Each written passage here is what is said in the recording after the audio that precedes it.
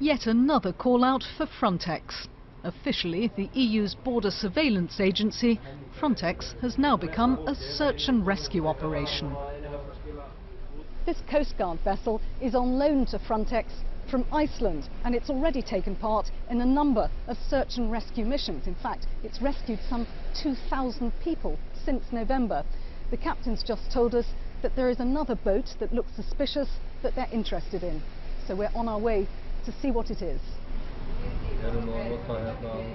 Frontex had hoped the winter weather would stem the flood of migrants trying to cross the Mediterranean. Instead, the numbers have almost doubled. We have to save those lives, not our intention. We can't leave them here in the Mediterranean.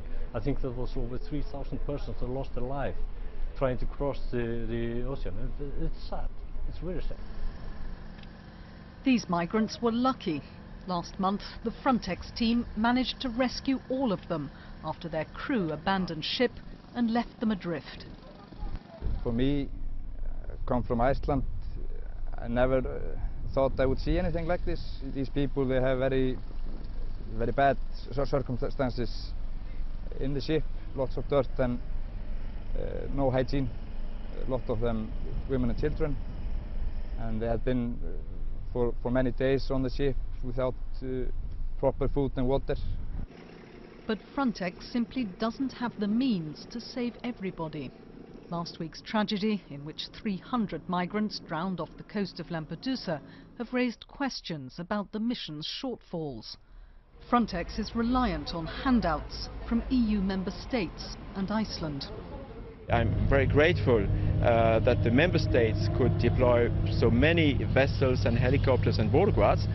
And of course, in the future, we will have to develop furthermore our missions, and so I expect the member states to be even more committed to Frontex. The reception centres see new arrivals every day, and the cost of sheltering them is taking its toll. Ci siamo trovati soli. We've been left on our own, and more than once we've felt desperate. We've had moments when thousands of migrants arrived all at once, and we have our own economic problems here. It's not right that the EU and the Italian government have just left us on our own. A handful of ships, planes and helicopters to cover 2.5 million square kilometres of the Mediterranean. Jane Kirby, BBC News, Sicily.